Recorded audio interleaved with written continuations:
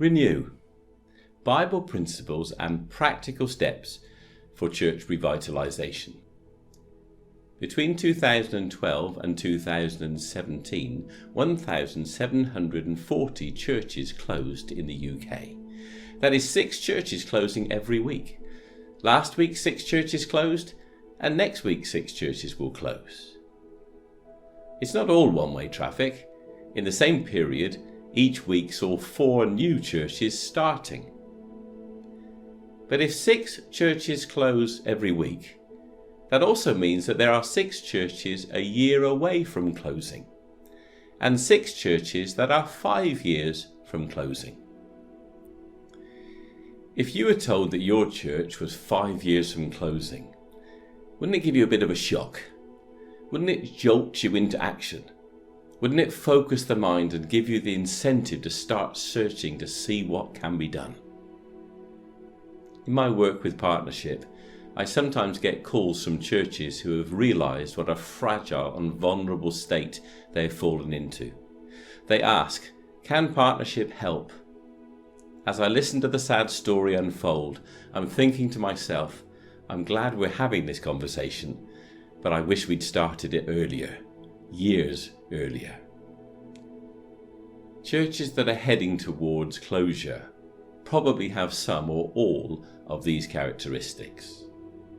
The size of the congregation is reducing. The average age of the congregation is rising. There are few children. Good, faithful people are in key positions, not so much because they feel called to that task, but mostly by default. There is a feeling that the church's glory days are in the past. Change has become rare in the programme, the facilities, or even the decor. It's a long time since somebody became a Christian or there has been a baptism.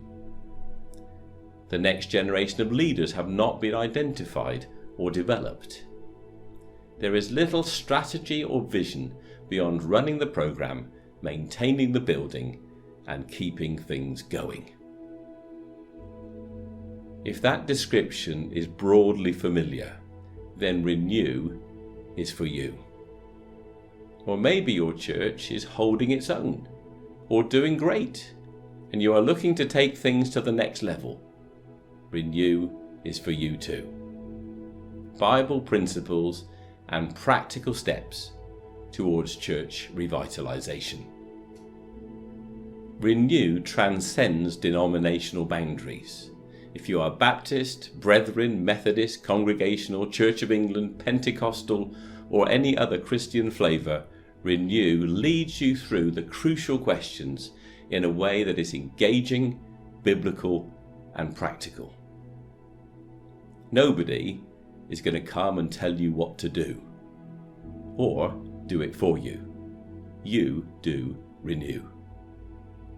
It is videos that you watch together, questions that you discuss together, studies that you share together, exploring the Bible principles, facing the key issues, and deciding which of the practical steps might be the most suitable for your situation. There is outside help if you want it.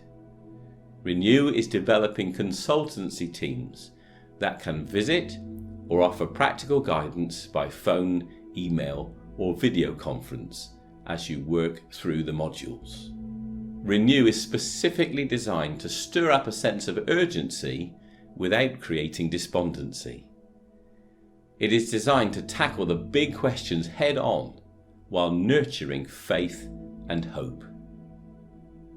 ReNew is not interested in stirring up the muddy past or trying to blame anyone for the way things are. Don't think for a moment that all the answers are here. No programme can give a church all that it needs. Unless the Lord builds the house, the builders labour in vain. Psalm 127 verse 1. But what if the Lord is building the house? But the labourers are few. Some have lost sight of the plans, and others feel as worn out as their antique tools. ReNew is not satisfied to merely extend your glide slope. ReNew aims for a radical transformation that is solidly rooted in the principles of the Bible and energized by the power of the Holy Spirit. ReNew. Bible principles and practical steps for church revitalisation. Here is what is covered in some of the early modules. Get real. Without a realistic assessment of how things are, there's no chance of putting things right. Change. What can we change? What can't we change? And what must we change? And how is change best implemented? Mystery shopper. I occasionally work as a mystery shopper. What would a mystery shopper report if they came to visit your church? What is a church? A club exists for the benefit and comfort of its members, but a church isn't a club. What is it then? Who is it for? What is it meant to achieve? And how is it meant to do it? We have to keep the doors open. Really? There are good and bad reasons for keeping churches open. Good news. What are the core beliefs of the Christian faith? And what is the good news of Jesus Christ in its simplest form? Making disciples who make disciples. The church is always only one generation from extinction. How can ordinary people share their faith in a way that is confident, sensitive, and effective? Structure and decision making. How is your church organised?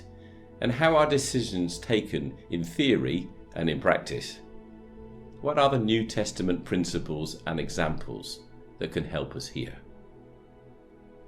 Mission, values, vision, strategy. We hear these words, but what exactly do they mean? Here is practical help in defining mission, identifying values, discovering vision, and developing strategy. ReNew. Bible principles and practical help towards church revitalisation.